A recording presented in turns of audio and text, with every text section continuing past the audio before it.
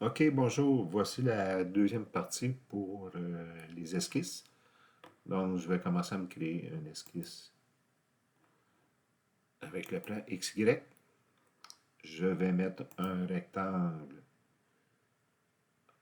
qui passe par le centre à l'origine. Je clique un coup.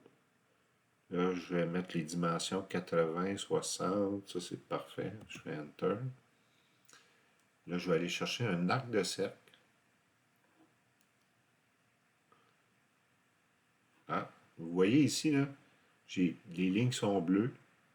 Ça veut dire que j'ai pas de contrainte présentement. Les lignes étant noires, j'ai une contrainte parce que j'ai une dimension de fixée. Qu'est-ce que je vais faire? Je vais arranger ça tout de suite pour être sûr que mes lignes deviennent noires. Je vais mettre une cote. Une cote sur quoi? Sur cette ligne-là.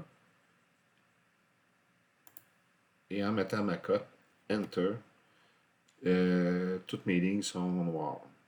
Donc, j'ai des contraintes maintenant. Je vais choisir un arc de cercle.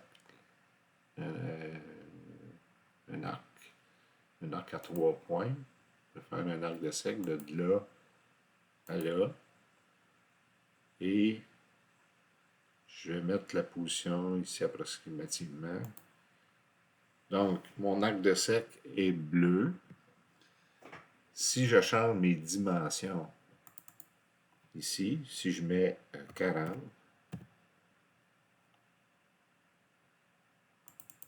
je mets 100,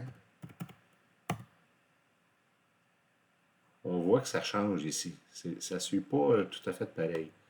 Moi, je voudrais que ce soit toujours tangent les deux ensemble. Donc, qu'est-ce que je vais faire? Je vais sélectionner tangente. Je vais forcer la contrainte ici entre mon arc de cercle et ma ligne de construction. Et présentement, mon angle de cercle est noir.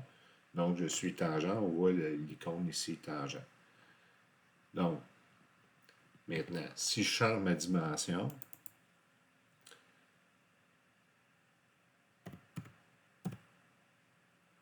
c'est toujours tangent.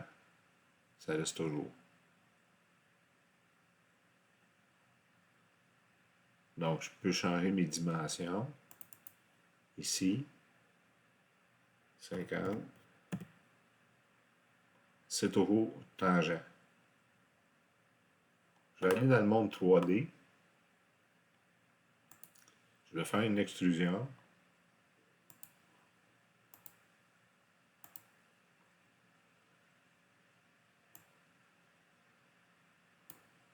Je fais OK. Et là, m'aperçois que j'aimerais changer la dimension de mon cube ici. Donc, qu'est-ce que je fais?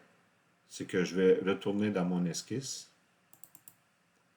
en cliquant 2 fois. Oups, ici, il faut que je mette la petite flèche. Je vais chercher l'esquisse. Et là, je retourne en cliquant 2 fois sur l'esquisse. Je retourne dans un mode de 2 dimensions. Et là, je peux changer mes valeurs. Je pourrais mettre 100 ici.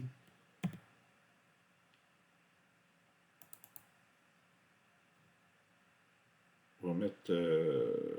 On va laisser ça à 100. On va laisser ça à 100. Donc, si je retourne dans mon monde 3D, automatiquement mes dimensions ont changé. Donc, c'est intéressant parce qu'on peut changer nos dimensions facilement en retournant dans un esquisse et ça va affecter, dans le fond, notre objet qui est en 3 dimensions. OK, c'est tout pour le moment.